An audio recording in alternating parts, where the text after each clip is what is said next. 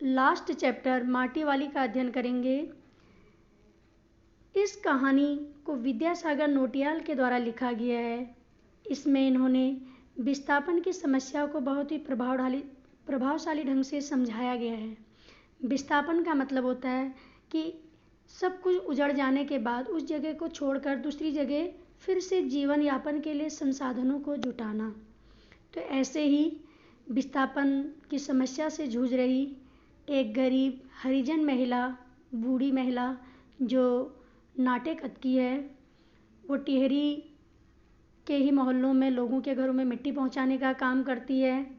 और ऐसा कोई भी व्यक्ति नहीं है कि जो उस बूढ़ी महिला को नहीं जानता है। यहाँ तक कि जो वहाँ नए किराएदार आते हैं वो भी उसके ग्राहक बन जाते हैं और वो भी उसे भली भांति जानने लगते हैं। और जो माटी वाली है, सभी के घरों में जब मिट्टी पहुँचाने का वो काम करती है तो लोग उसे चाय के साथ रोटी वगैरह भी देते हैं क्योंकि वो इतनी गरीब है कि उसके लिए 2 वक्त की रोटी जुटाना भी बहुत ही मुश्किल का काम है। और उस महिला के अलावा उस गांव में कोई दूसरा नहीं है कि जो मिट्टी ला के उस गांव में दे। वही एकमात्र बूढ़ी महिला है जो सबके घरों में मिट्टी पहुंचाने का काम करती है। तो जो बूढ़ी हरिजन महिला है वो जब मिट्टी लेकर मोहल्ले के ही एक घर में पहुंचती है तो वहाँ की जो मालकिन है उसको मिट्टी आंगन में ही उड़ेल देने के लिए कहती हैं। और जो ये लाल मिट्टी है जिसे ये माटा खान से लेकर आती है तो लोग इससे अपने घरों की दीवारों को और चूल्हे चौकों को लीपने के लिए प्रयोग करते हैं।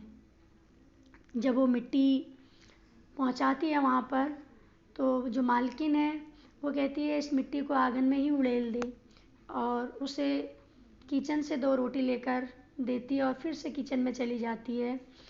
तो जो बूढ़ी महिला है उन रोटियों में से एक रोटी अपनी धोती में समेट लेती है अपने बूढ़े पति के लिए और दूसरी रोटी खाने के लिए खाली मुंह चलाने लगती है। तब तक जो मालकिन है वो चाय में गिलास में चाय लेकर आंगन में पहुंच जाती है और उसके सामने पीतल का गिलास लेकर चाय रख देती है। तो जो माटी वाली है वो पीतल का गिलास देखकर पूछती है कि मालकिन आपने देखो कितने संभाल के इन बर्तनों को आज भी रखा है। लोग तो इनको आजकल पूछते ही नहीं। सब लोगों के घरों में स्टील, कांच इन सब के ही बर्तन दिखाई देते हैं। यहाँ तक कि आजकल बाज़ारों में तक ऐसे बर्तन नहीं दिखते। तो मालकिन कहती है कि हाँ, इन बर्तनों का मुझे बेचने का मन नहीं करता क्योंकि हमारे पूर्वजों ने बहुत ही एक पैसे को इकट्ठा करके इन बर्तनों को खरीदा होगा। तो मेरा मन इस बात का गवाही नहीं देता कि इन बर्तनों को बेचा जाए। तो इसलिए अपने पूर्वजों की धरोहर को आज तक उन्होंने संभाल के रखा है। तो वो चाय देती हुई कहती हैं कि आज सब्जी तो कुछ है नहीं, चाय के साथ ही रोटी खा लें।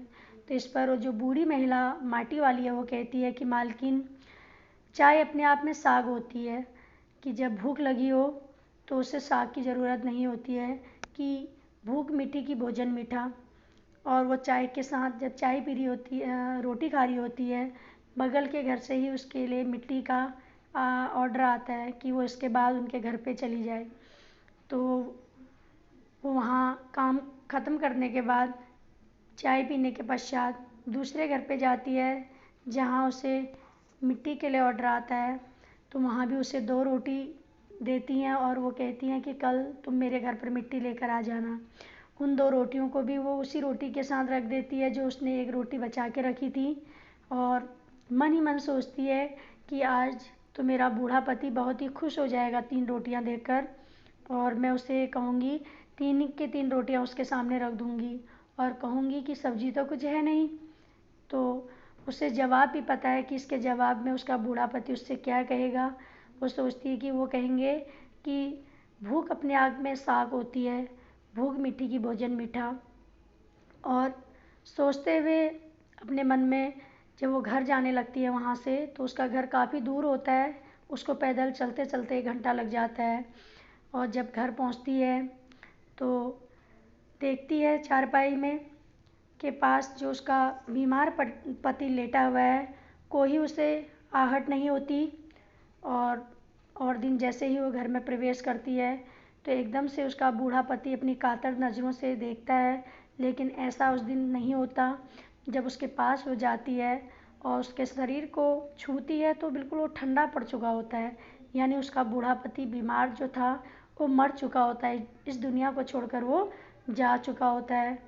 और दूसरे दिन जैसे ही टिहरी बांध के जो पुनर्वास के साहब हैं वो आते हैं और उस बूढ़ी गरीब महिला से कहते हैं कि अपने घर के कागजात दिखाओ। तो वो कहती है कि साहब मेरे पास कोई कागज़ नहीं है, मैं तो माटा खान से मिट्टी लाती हूँ और लोगों के घरों तक पहुँचाती हूँ और इसी से ही अपनी आजीविका चलाती हूँ। अगर माटा खान उजड़ जाएगा, यहाँ टिहरी बांध बन जाएगा तो मेरी तो रोजी रोटी ही छिन जाएगी, फिर मैं क्या करूँगी, कहाँ जाऊँगी। तो साहब उसके जवाब में कहते हैं कि ये तुम्हारी समस्या है, इसके बारे में तुम्हें सोचना चाहिए कि तुम कहाँ जाओगी, क्या खाओगी, क्या करोगी, ये फैसला तुम्हारा है। टिहरी बांध की दोनों ही सुरंगों को बंद कर दिया जाता है और शहर में पानी भरने लगता है और पूरे शहर में आपाधापी मच जाती है और पूरा शहर शमशान में बदल जाता है। और जो बूढ़ी महिला है वो भी अपनी झोपड़ी के बाहर बैठकर जो गांव के आते जाते हुए लोग हैं सभी से बस एक ही बात कहती है कि साहब गरीब आदमी का शमशान नहीं उजड़ना चाहिए, यानी उसकी रोजी रोटी नहीं छिननी चाहिए।